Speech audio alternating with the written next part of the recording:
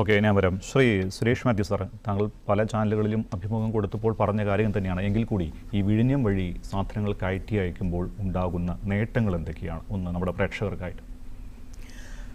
ഞാൻ ഈ നേട്ടങ്ങളെപ്പറ്റി പറയുന്നതിന് മുമ്പ്, ഞാൻ ഇങ്ങോട്ട് വരുന്നതിന് മുമ്പ് ഒരു 5 മിനിറ്റ് മുമ്പ് ചേർത്തലയിലെ റാം കൊയർ പ്രൈവറ്റ് ലിമിറ്റഡ് കയർ കയറ്റുമതിയിൽ മുൻനിരയിൽ നിൽക്കുന്ന കമ്പനികളിലൊന്നാണ്.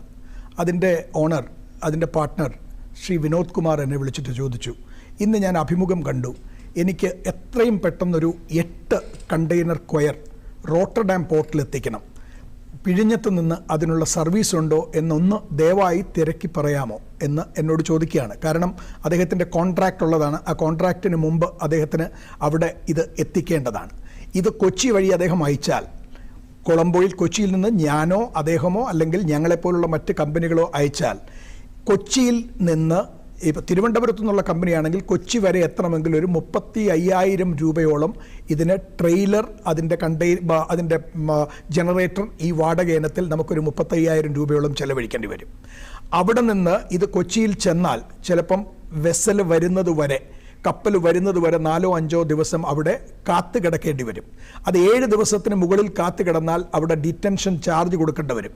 അത് ശീതീകരിച്ച കണ്ടെയ്നർ ആണെങ്കിൽ ഒരു ദിവസം ഏകദേശം $50 വെച്ചിട്ട് അത് ആ റേറ്റ് അങ്ങോട്ടും ഇങ്ങോട്ടും മാറാം. നമ്മൾ പ്ലഗ് ഇൻ ചാർജ് കൊടുക്കണം. കാര്യം ഞങ്ങളുടെ ഇപ്പോൾ ശീതീകരിച്ച കാർഗോ പോകുന്നതിൻ്റെ ആംബിയൻ ടെമ്പറേച്ചർ എന്ന് പറയുന്നത് -18 ഡിഗ്രിയാണ്. ഈ -18 ഡിഗ്രി നമ്മൾ എപ്പോഴും മെയിൻറ്റെയിൻ ചെയ്യണമെങ്കിൽ പോർട്ടിൽ കയറുമ്പോഴും കപ്പലിൽ കയറുമ്പോഴും എല്ലാം ഇത് പ്ലഗ് ചെയ്ത് -18 ആണെന്ന് ഉറപ്പുവരുത്തണം. അപ്പോൾ അതിന് 7 ദിവസം കഴിഞ്ഞാൽ ഈ പോർട്ടിൽ അതിന് പ്ലഗിംഗ് ചാർജ് വേറെ കൊടുക്കണം. ഇത് കഴിഞ്ഞാൽ പോലും കൊച്ചിയിൽ നിന്നിത് ഒരു ഫീഡർ വെസലിലേക്കാണ് കയറുന്നത്, മദർ വെസലിലേക്കല്ല കയറുന്നത്. ആ ഫീഡർ വെസലിൽ കയറി അത് കൊളംബോ തുറമുഖത്തോ ദുബായിലെ ജബലാലി തുറമുഖത്തോ അവിടെ ചെന്ന് കിടക്കും. അവിടെ ചെന്ന് കിടന്നാൽ മദർ വെസൽ വരാൻ വേണ്ടി 5 മുതൽ 10 ദിവസം വരെ ചിലപ്പോൾ കാത്തിരിക്കേണ്ടി വരും. അവിടെ നിന്ന് ഈ 10 ദിവസം കാത്തിരുന്നതിന് ശേഷം ഇത് മദർ വെസലിലേക്ക് കയറി കഴിഞ്ഞാൽ ആ മദർ വെസൽ, ഈ പറയുന്ന ഞങ്ങൾ ഇന്ന് അയച്ചിരിക്കുന്നത് സ്പെയിനിലെ വാലൻഷ്യ തുറമുഖമാണ്. അവിടത്തേക്ക് പോകുകയാണെങ്കിൽ പോലും നേരിട്ട് അവിടത്തേക്ക് പോകണമെന്ന് ഒരു നിർബന്ധവുമില്ല. അത് ചിലപ്പോൾ പല പോർട്ടുകൾ കോൾ ചെയ്തിട്ടായിരിക്കും പോകുന്നത്. അവിടെ ഉണ്ടാകുന്ന കാലതാമസം. അപ്പോൾ കൊച്ചിയിൽ നിന്ന് അല്ലെങ്കിൽ തൂത്തുക്കുടിയിൽ നിന്നോ ഞങ്ങൾ ഈ കണ്ടെയ്നർ, ഈ ഷിപ്മെൻ്റ് അയച്ചാൽ ഞങ്ങൾക്കൊരു 50 മുതൽ 60 ദിവസം വരെ എടുക്കുന്ന സ്ഥാനത്താണ് 28 ദിവസം കൊണ്ട് വിഴിഞ്ഞത്ത് നിന്നും ഈ കപ്പൽ പോയി ലാസ് പാമാസ് എന്ന് പറയുന്ന സ്പാനിഷ് പോർട്ട് കഴിഞ്ഞ് രണ്ടാമത്തെ പോർട്ടായ വാലൻഷ്യയിലേക്ക് ചെല്ലുന്നത്. ഇതുമൂലം ഉണ്ടാകുന്ന, നേരത്തെ ശ്രീ ഏലിയാസ് ജോൺ പറഞ്ഞതുപോലെ, ഇതിനകത്തുണ്ടാകുന്ന ഒരു കണ്ടെയ്നറിൻ്റെ 1 ലക്ഷം രൂപ ലാഭത്തെക്കാളേറെ 60 ദിവസത്തിൽ നിന്ന് 28 ദിവസത്തിലേക്ക് കുറയുമ്പോൾ ഉണ്ടാകുന്ന മറ്റെന്തെല്ലാം പ്രയോജനങ്ങൾ, അത് വിവരിച്ചാൽ ചിലപ്പോൾ ഞാൻ 1 മണിക്കൂറോളം എടുക്കേണ്ടി വരും. അത്രയ്ക്ക് ഉള്ള പ്രയോജനങ്ങളാണ് ഒരു കയറ്റുമതി അല്ലെങ്കിൽ ഒരു എക്സ്പോർട്ടറുടെ മുന്നിൽ തുറന്നിടുന്നത്. ഓക്കെ, താങ്കൾ സൂചിപ്പിച്ചതുപോലെ അപ്പോൾ ഈ സിംഗപ്പൂർ, ദുബായ്, കൊളംബോ ആ തുറമുഖങ്ങൾ വഴി നിലവിൽ ചരക്ക് കയറ്റി അയക്കുന്നവരൊക്കെ വിഴിഞ്ഞത്തേക്ക് വരാനുള്ള സാധ്യത കൂടുമോ? തീർച്ചയായിട്ടും ഇപ്പോൾ വിഴിഞ്ഞത്ത് നിന്ന് ഇപ്പോൾ ഓപ്പറേറ്റ് ചെയ്യുന്നത് 2 സർവീസ് ഞാൻ കേട്ടത്. ഒന്ന് മെഡിറ്ററേനിയൻ പോർട്ട്സ്, നമ്മളിപ്പോൾ മുമ്പേ പറഞ്ഞ പോർട്ടുകൾ. അടുത്ത ഒരു പോർട്ട് വെസ്റ്റ് ആഫ്രിക്ക പോലുള്ള സ്ഥലങ്ങളിലേക്ക്. അവിടെ നിന്നാണ് നമുക്ക് ഏറ്റവും കൂടുതൽ കശുവണ്ടി, റോ നട്ട്സ് വരുന്നത് അവിടെ നിന്നാണ്. അപ്പോൾ ദാറ്റ് മീൻസ് ഇത് കാഷ്യൂ ഇമ്പോർട്ട് ചെയ്യുന്ന എല്ലാവർക്കും ആഫ്രിക്കയിൽ നിന്ന് ഇവിടെ കശുവണ്ടി കൊണ്ടുവരാനായിട്ട് സാധിക്കും. അതുപയോഗിച്ച് ഇപ്പോൾ അവർ കൊണ്ടുവന്നുകൊണ്ടിരിക്കുന്നത് മറ്റ് പല പോർട്ടുകളും വഴിയാണ്. അപ്പോൾ ആ കാലതാമസം അവർക്ക് ഒഴിവാക്കാൻ സാധിക്കും. ഇപ്പോൾ ഓസ്ട്രേലിയ, ന്യൂസിലാൻഡ് എന്ന് പറയുന്ന സ്ഥലങ്ങളിലേക്ക് പോകണമെങ്കിൽ അത് സിംഗപ്പൂരോ അല്ലെങ്കിൽ മലേഷ്യയിലെ പോർട്ട്ലാൻഡ് വഴിയോ ആണ് സാധാരണ റൂട്ട് ചെയ്യാറുള്ളത്.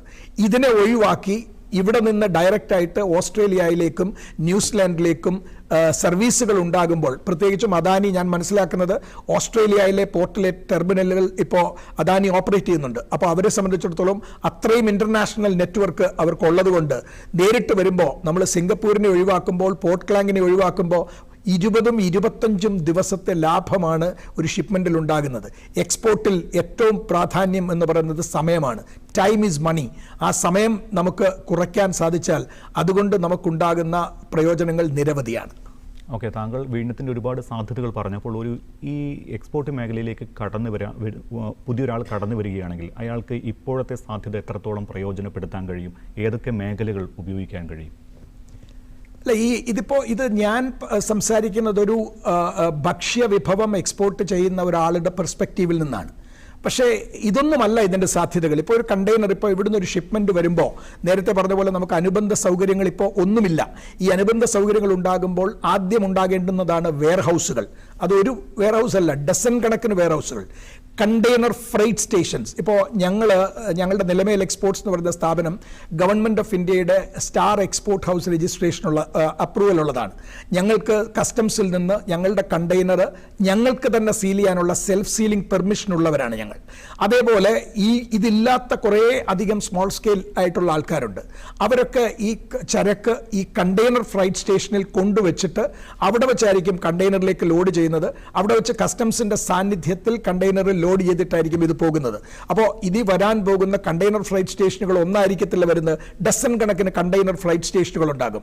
ഈ കണ്ടെയ്നർ സർവേ ചെയ്യാൻ ഏജൻസികൾ വേണം. കാരണം ഇത് യൂറിയ കയറ്റി വന്ന കണ്ടെയ്നർ ആയിരിക്കാം, അല്ലെങ്കിൽ ടോക്സിക് സൾഫ്യൂറിക് ആസിഡ് വന്ന കണ്ടെയ്നർ ആയിരിക്കാം. ഈ കണ്ടെയ്നറിൽ തിരിച്ച് ഭക്ഷ്യവസ്തു കയറ്റുമതി ചെയ്യാൻ സാധിക്കുമോ, അല്ലെങ്കിൽ ഈ കണ്ടെയ്നറിൽ കൂടി വെള്ളം ഇറങ്ങുമോ, ലീക്ക് ഉണ്ടോ, ഇതൊക്കെ നോക്കുന്നത് മറൈൻ സർവേയേഴ്സ് ആണ്. അപ്പോൾ അവരത് സർവേ ചെയ്യാനുള്ള ഏജൻസികൾ വളരെയധികം ഉണ്ടാകും. അതേപോലെ ഒരു ഷിപ്പ് വരുമ്പോൾ ആ ഷിപ്പിലേക്ക് ആവശ്യമായ പ്ലംബിംഗ് ആയാലും ഇലക്ട്രിക്കൽ ആയാലും ഫുഡായാലും ഈവൻ മിനറൽ വാട്ടർ ആയാലും ഇത് ചെയ്യുന്നതിന് ഷിപ്പ് ചാൻഡ്ലിംഗ് എന്ന് പറയുന്ന ഒരു മേഖലയുണ്ട്. അപ്പോൾ അതിനുവേണ്ടി എത്രയോ ഷിപ്പ് ചാൻഡ്ലേഴ്സ് ഉണ്ടാകുന്നു. അങ്ങനെ ഒരു വെയർഹൗസ്, കണ്ടെയ്നർ ഫ്രൈറ്റ് സ്റ്റേഷൻസ്, ട്രെയിലറുകൾ, എത്രയോ ട്രെയിലറുകൾ ഇനി ഇവിടേക്ക് വരാൻ പോകുന്നു. ട്രെയിലർ ഏജൻസികൾ കൊച്ചിയിലുള്ളവരെല്ലാം ഇപ്പോൾ സ്ഥലം നോക്കിക്കൊണ്ടിരിക്കുകയാണ്. അങ്ങനെയുള്ള ട്രെയിലറുകൾ ഉണ്ടാകുമ്പോഴത്തേക്ക് അതിനുള്ള ട്രാൻസ്പോർട്ടിംഗ് ഏജൻസികൾ ഉണ്ടാകുന്നു. ഫ്യൂമിഗേഷൻ, ഇപ്പോൾ ഞങ്ങളൊക്കെ പയറുവർഗ്ഗങ്ങൾ കയറ്റുമതി ചെയ്യുന്ന ആൾക്കാരാണ്. ഈ പയറുവർഗ്ഗങ്ങൾ കയറ്റുമതി ചെയ്യുമ്പോൾ അതിനകത്ത് ഇൻഫെസ്റ്റേഷൻ ഉണ്ടാകാതിരിക്കാൻ വേണ്ടി, മറ്റ് ഇൻസെക്ട്സ് ഉണ്ടാകാതിരിക്കാൻ വേണ്ടി നമ്മൾ ഇതിനെ 48 മണിക്കൂർ ഫ്യൂമിഗേറ്റ് ചെയ്യണം. അങ്ങനെ വരുമ്പോൾ ഇതിനുവേണ്ടി ഫ്യൂമിഗേഷൻ ഏജൻസികൾ ഉണ്ടാകണം. പ്ലാന്റ് ക്വാറന്റൈൻ ആൾക്കാരുണ്ടാകും. അങ്ങനെ വിവിധ മേഖലകളിൽ ഇതിങ്ങനെ പോവുകയാണ്. പ്രത്യേകിച്ചും ഈ നാവായിക്കുളം മുതലുള്ള വിഴിഞ്ഞം ഔട്ടർ റിംഗ് റോഡ്, വിഴിഞ്ഞത്തേക്കുള്ള ഔട്ടർ റിംഗ് റോഡ് വരുമ്പോൾ അത് തുറക്കാൻ പോകുന്ന സാധ്യതകൾ. കാരണം ഇപ്പോൾ ഈ പറഞ്ഞ ഇനിയും പലരും, ഇപ്പോൾ എല്ലാവരും ഒരു സ്വപ്നത്തിൽ നിന്നാണല്ലോ എല്ലാം തുടങ്ങുന്നത്. ഇപ്പോൾ വിഴിഞ്ഞം ആൾക്കാരെ സ്വപ്നം കാണാൻ പ്രേരിപ്പിക്കുകയാണ്. അപ്പോൾ ഈ നമ്മളുടെ ഇന്നത്തെ ഈ വാർത്ത കാണുന്നത് മുതൽ എത്രയോ ഓൺട്രപ്രനിയേഴ്സ് അല്ലെങ്കിൽ സംരംഭകർ, എത്രയോ പേർ അല്ലെങ്കിൽ പുതുതായി ഇതിനകത്തേക്ക് ഇറങ്ങാൻ ആഗ്രഹിക്കുന്നവർ കൂടുതൽ കാര്യങ്ങൾ ഇതിനെപ്പറ്റി പഠിക്കുമ്പോൾ ഈ ഔട്ടർ റിംഗ് റോഡിന്റെ രണ്ട് വശത്തും വരാൻ പോകുന്നത് അത്തരത്തിലുള്ള മൈക്രോ സ്മോൾ മീഡിയം ഇൻഡസ്ട്രീസ് ആയിരിക്കും. ഇനിയും ഇത് കേരളത്തിനുള്ള പ്രയോജനം. തിരിച്ചങ്ങോട്ട് പോയാൽ ഇപ്പോൾ കേരളത്തിൻ്റെ ഇൻഡസ്ട്രിയൽ പോളിസിയിൽ ഞാൻ മനസ്സിലാക്കുന്നത് പ്ലാന്റേഷൻ ലാൻഡിൽ നമുക്ക് ഇൻഡസ്ട്രി സാധിക്കില്ല.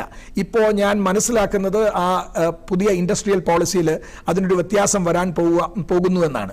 അങ്ങനെ വന്നാൽ ഈ കുലശേഖരത്തും അരുമനയിലും അത്തരത്തിലുള്ള നമ്മുടെ റബ്ബർ എസ്റ്റേറ്റുകളുള്ള സ്ഥലങ്ങളിലെ എല്ലാം പ്ലാന്റേഷനുകളുടെ നല്ല ഒരു ശതമാനം ഇൻഡസ്ട്രിയൽ ലാൻഡായിട്ട് മാറിക്കഴിഞ്ഞാൽ അവിടെ വലിയ വ്യവസായങ്ങൾ വരും. കുറച്ചുകൂടെ അപ്പുറത്തേക്ക് പോയാൽ Nanguneri special economic zone, ultra large industries, 2000 acre 3000 acre വേണ്ടി വരുന്ന ചിലപ്പോൾ ഓട്ടോമോട്ടീവ് ഇൻഡസ്ട്രീസ്. ഇപ്പോൾ ഹ്യുണ്ടായി ഒക്കെ മദ്രാസിനടുത്ത് ശ്രീപെരുമ്പതൂരിലാണ് സ്ഥിതി ചെയ്യുന്നത്. ഇപ്പോൾ ഇവിടെ അടുത്ത് പോർട്ട് വന്നപ്പോൾ നാളെ ഒരു വലിയ ഓട്ടോമോട്ടീവ് കമ്പനി, നാളെ ഒരു വലിയ ഓട്ടോമൊബൈൽ കാർ ഉണ്ടാക്കുന്ന കമ്പനി നാങ്കിനേരിയിൽ വന്നു കഴിഞ്ഞാൽ അത്തരത്തിലുള്ള അൾട്രാ ലാർജ് ഇൻഡസ്ട്രീസ് അവിടത്തേക്ക് പോകും. എല്ലാം നമുക്ക് വേണം എന്ന് വാശി പിടിക്കാതെ നമുക്ക് കിട്ടാനുള്ളത് നമ്മൾ എടുത്തുകൊണ്ട് മറ്റുള്ളത് നമ്മുടെ അയൽ സംസ്ഥാനങ്ങൾക്കും കിട്ടത്തക്ക രീതിയിൽ ഒരു വിൻ വിൻ സിറ്റുവേഷനിലേക്ക് ഈ പോർട്ട് നമ്മളെ കൊണ്ടെത്തിക്കും എന്നുള്ള കാര്യത്തിൽ എനിക്ക് വളരെ ഉറച്ച വിശ്വാസമാണുള്ളത്.